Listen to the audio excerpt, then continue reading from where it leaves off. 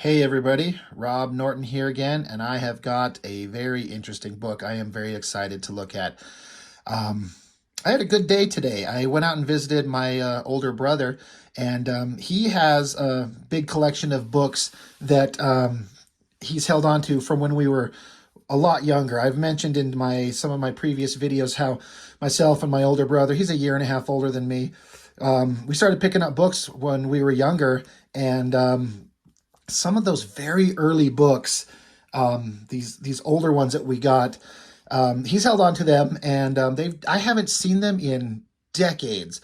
But he kind of dug some of them out, and I went over to visit with them, and we looked through the pile of stuff that he had, and I grabbed myself a big stack of things that I can't wait to be able to showcase here. And when I saw this one, I was like, oh my God, oh my God, oh my God, I've got to do this one. I'm going to go right home and do this one immediately.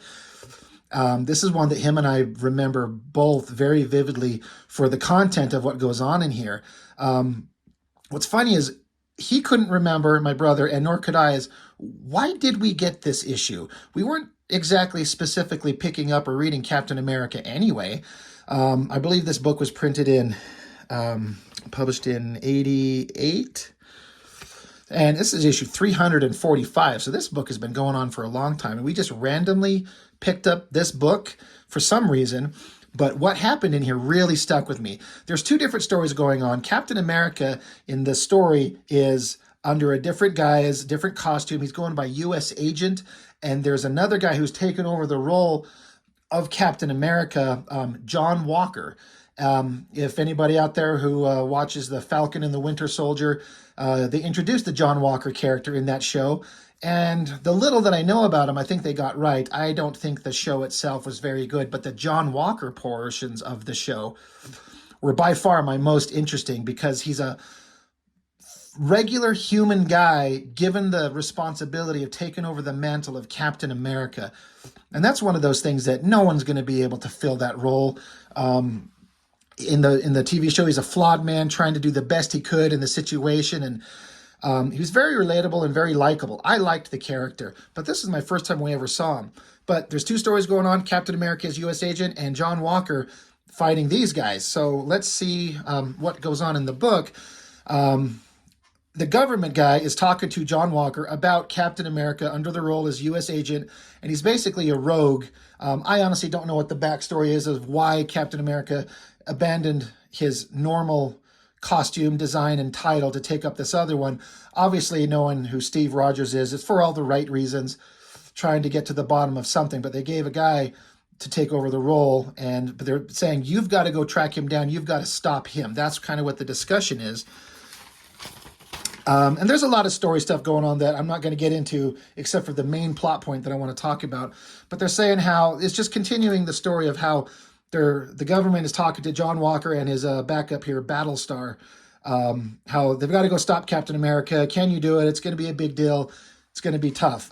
John Walker is talking with his buddy Battlestar, like, are you ready to take him on again? And John Walker is very confident. He's remembering here back when he was under a different guise of Super Patriot, and he fought Captain America. He's like, I could have taken him then. I know I can take him now. I'm not worried about it, but he's a living legend, so it's a difficult thing to consider. But cuts to Captain America, or the original Captain America, U.S. Agent, talking to his buddy Falcon. We all know them from the show. They're helping each other out. They're discussing their story points. We're not going to get into that too much.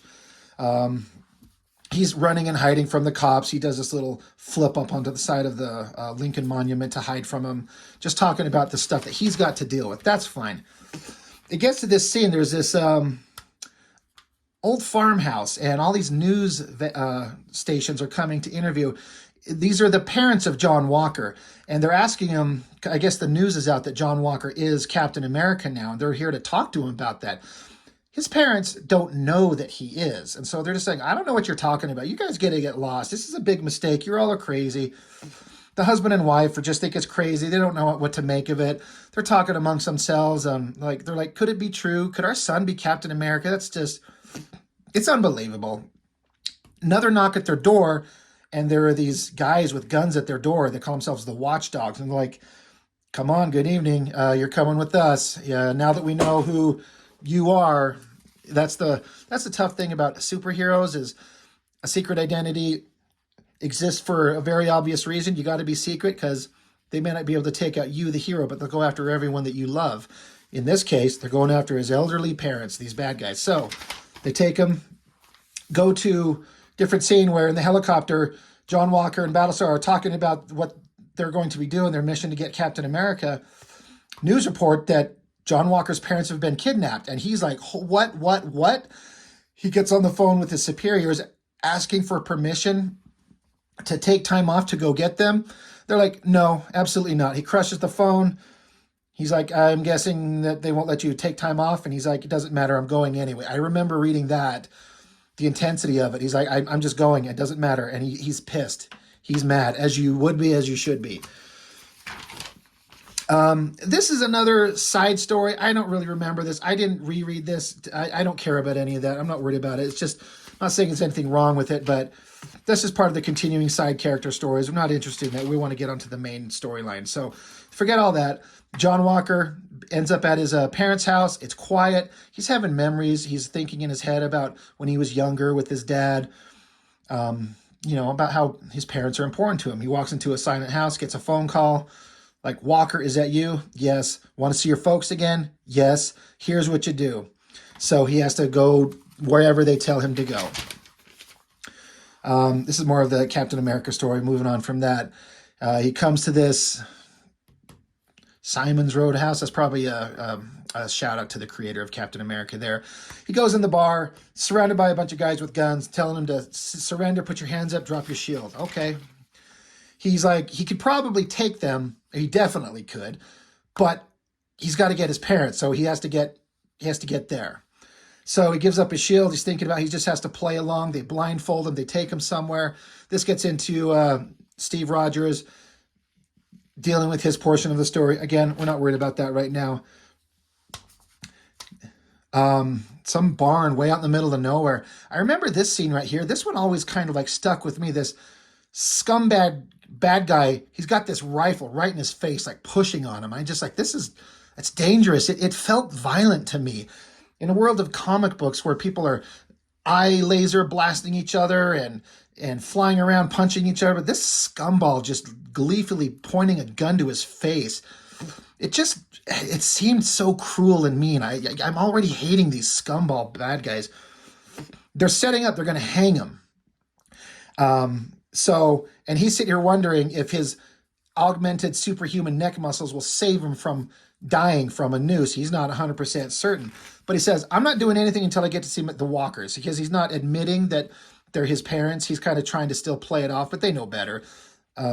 He's like, not until I see the Walkers. I'm not playing along. So they're like, all right, bring out his parents. And his parents see him and they're like, holy shit, that he is the Captain America. They didn't know it. They're shocked. And he's like, all right, well, they're alive. And then he sees them. They've got guns to both their heads. And this is just pissing him off. This guy's yelling out how he's going to take this guy out for all the, standing before us as the man who would see our moral crusade crush. Just a bunch of stupid loser villain nonsense. So John Walker, he decides to go into action here. And so he jumps up. They all take shots at him. I remember this scene. He's trying to free himself. He's got this thing around his neck. He frees his hands. This guy shoots and he actually gets shot. Like, he's got a bullet hole in him. But he swings up over these beams, snaps it, and then comes down on them, feet in their faces, and it's bloody. That's a violent impact. You don't see Captain America do stuff like this. I'm like, wow, it's intense. The scene is intense, and then suddenly the violence is matching it. Here, he continues fighting. He's swinging things around. He's got to take him out. He's using a guy as a human shield. Bullets are zipping around everywhere. And then he hears off to the side screaming, and his parents get riddled with bullets. These bad guys see what's going on, and there's no mistaking what's going on here. Multiple gunshots, one to the head, and he just screams no. Like, this is the worst thing that could happen. Everything that he tried to do, the entire reason he's here is to save his parents. They're shot to death. And then this scene, No sound effect, no dialogue box, no screamy sound effects, just a silent rage scream. I'm sure he's making sound, but just to show it in the book as a silent panel, the intensity of that hit home. I remember reading that and going, oh my God, what now? So then he just kills these guys, snaps their necks. This guy is on the ground. He's got this rifle in his hand, and he basically, I guess I read it as he jammed it in his face because that's where he's looking. I guess he could have gone into his chest, but I always, in my head, he just jammed it right into his face. Another guy gets to him from behind. It looks like he takes a couple of more bullet shot, nicks here and there, throws a guy through a beam. He's just tearing through these guys. He's in a crazy Wolverine-like berserker rage. This panel right here, he's getting shot. He got shot here and here. He's got a pitchfork, just throws it right through that guy, dead. This other guy's like, he's free, he's a beast. He's gone wild. I got to get out of here. But John Walker takes this rope connected to one of the big wooden posts again, wraps it around his neck, snaps it dead, throws him off to the side.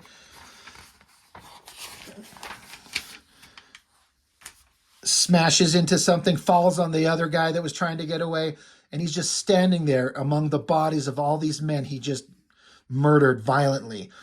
I think rightfully, considering the situation, it makes sense, but that's not what a Captain America would do. I don't know that Steve Rogers' Captain America ever faced a situation like this.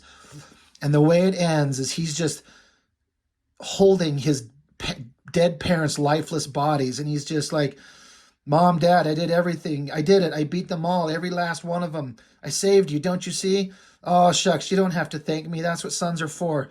Yeah, I should have told you about my new job. Tell you what, Ma, I'll take you home, and you can fix us up a pitcher of lemonade, and we'll just sit a while and talk.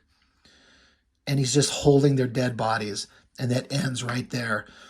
Having never read a Captain America book previous to this, I was very much aware of the character and the basic concept of who he is and what he is. And I did understand that this is not the regular one, but this is somebody else in that role. But what a crazy scene for him to go through. This stuck with me for so long as like so violent and so it's sad. Like it makes me sad. It's such a great character moment of a horrible thing that he went through to try and save his parents. Like if this was Steve Rogers and these were his parents, I think he would have been successful. But this poor bastard, this John Walker, that just wasn't an option. It just didn't work out that way, and his parents are dead, and this is a man who's murdered people. I'm sure he's going to lose his mind. I'm not sure where the character went from here, but what a shocking book. It was just so wildly different from anything I had read at the time. And so violent. It's even got the Comics Code approval on it. So I wonder how they passed that. It's just a really interesting thing for how violent it was. But that stuck out in my memory. A great book, a great read. Superheroes, having situations not go the way they want. And it turned out really, really bad. A great book. Really interesting run. Makes me want to kind of know more about what happened after this and with the character. I'll have to look that up. But this one issue that we just picked up randomly one time, you can tell this book is old. It's seen better days. It's tattered and kind of in bad shape. But it's been around for a long time. Great book. I'm glad I got to show it. So thank you for watching as always. This was a fun one for me, and I will see you next time.